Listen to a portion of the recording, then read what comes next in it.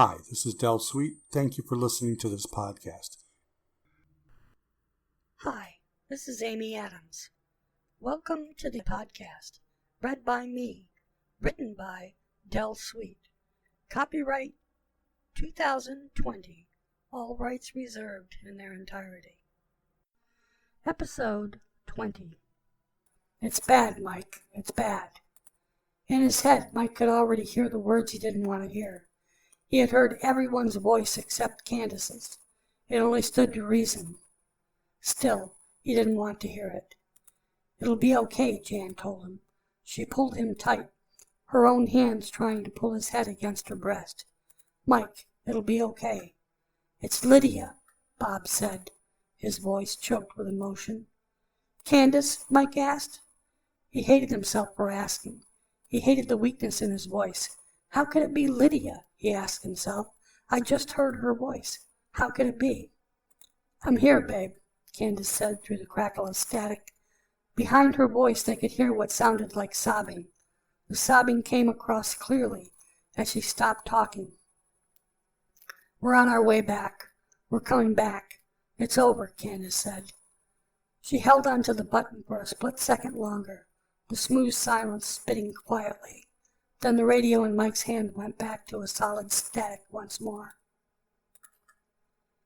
Be careful, honey. Be careful. Mike's voice came through the radio in her hand. She nodded and then keyed the button. I will. We're coming back. She looked around her. Tom sat cradling Lydia in his arms. Bright, thick blood covered the ground under her chest and the side of Tom's pant leg. The three other bodies lay close by. Bob stood, ashen-faced, his gun still held tightly in one hand. The pickup truck idled noisily about 100 yards away from where Candace stood. The doors hung open. The Suburban and the state truck rumbled from behind her. Maybe, she thought, 5 minutes had passed since they had spotted the truck and stopped behind them. The kids had come out shooting, just like in the movies, Candace thought. Exactly that. Hell, they had acted like it was a movie. 5 minutes and 4 people dead. She shook her head slowly. Tom looked up from the ground and met Candace's eyes. Let's get her in the truck. Okay, Tom? She said softly. Tom's head slowly nodded. What about these others? Bob asked. Fuck them, Tom rasped. Fuck them. They can rot right there. They're not going to get in the truck. He looked at Candace defiantly. Okay, Candace agreed. Okay. Bob? She waited until Bob's eyes left Lydia's body. Help Tom with Lydia. Bob nodded and started towards Tom. No, Tom said quietly. I don't need help. He swiped a blood-covered hand across his eyes, leaving a bright smear of scarlet across his forehead as he did. I'll do it. I'll take care of her. His voice shook at the last, but he got to his feet, carefully holding Lydia in his arms, and headed for the pickup truck. Bob, Candace said, motioning to the bodies. Bob looked at her questioningly. In the river. We can't just leave them here. Bob nodded, and together they bent to pick up the first body. A few minutes later, Candace let the last body slip from her hands, plunge over the cliffs and into the river far below. She turned her palms upright and stared at them for a second. Candace, Bob said. She nodded and followed Bob to the truck. Tom sat behind the wheel. Lydia slumped on the passenger seat, her head resting against Tom's shoulder. You okay to drive? She asked. Tom nodded. His eyes met her own. They were red, and tears perched on the bottom lids, waiting to spill down his cheeks. He cleared his throat, started to speak, and then cleared his throat once more. I'm going to drive out of the city. There's a small little place out by Huntingtonville. My parents were raised there. There's a cemetery there. He trailed off, and Candace saw the tears that had been perched on his lower lids begin to course their way down his cheeks. He started to speak again, shook his head, and gave up momentarily. Candace turned her eyes up to the clear blue morning sky and waited. Tom's voice came to her quietly a few minutes later as she watched the empty sky. There's a shed in the cemetery. I thought. His voice choked up again. Yeah. Okay, Candace said softly. You go. We'll stop and we'll get Jan and Mike. They'll want to be there too. Tom nodded. His hand fell to the shift lever on the steering column. His eyes, tear-filled and overflowing, swept up to her once more. You'll be okay to get there? Candace asked. Tom nodded, not trusting his voice to speak. He turned his eyes back to the road. Candace nodded. We'll meet you there. She stepped away from the truck and watched as Tom pulled slowly away. Mike, March 15th.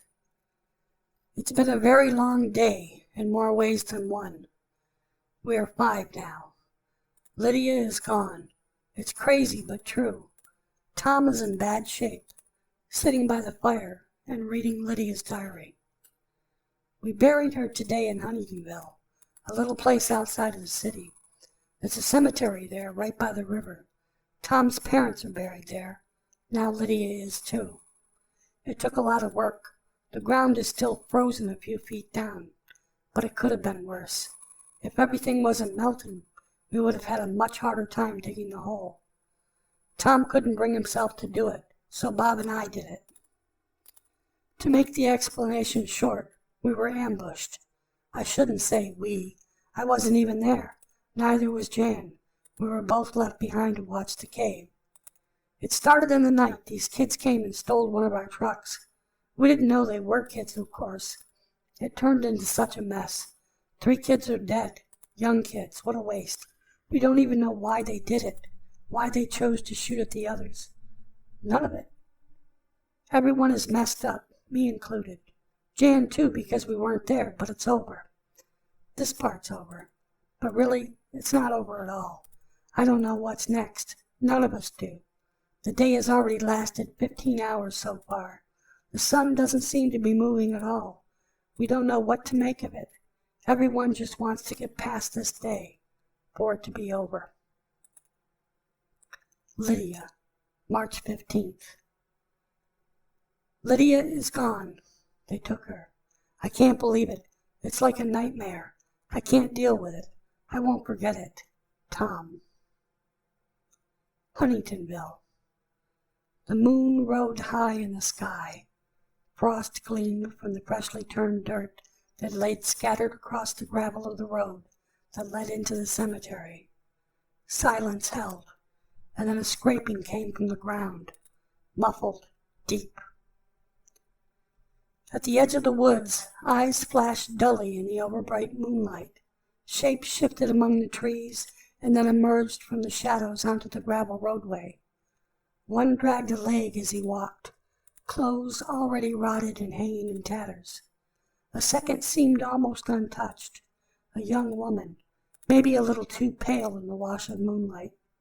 She walked as easily as any woman, stepping lightly as she went.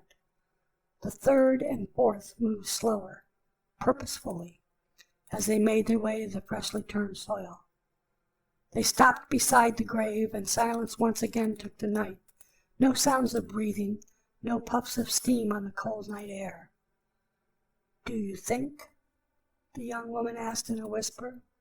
"Shut up," the one with the dragging leg rasped. His words were barely intelligible. His vocal cords rotted and stringy. The noises came once again from the earth, and the 4 fell silent, waiting. A hand broke up through into the moonlight. A few minutes later, a head pushed up. Lydia levered her arms upward and began to strain to pull herself up and out of the hole. She stopped when she noticed the 4, standing around the open grave, her pale skin nearly translucent, her blonde hair tangled and matted against her face and neck.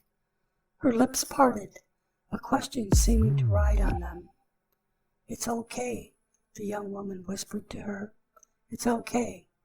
She and one of the older ones moved forward, fell to their knees, and began to scoop the dirt away with their hands. "It'll be okay," Lydia mumbled through her 2 cold lips. It will, the young woman repeated. Thanks for joining in. See you next week.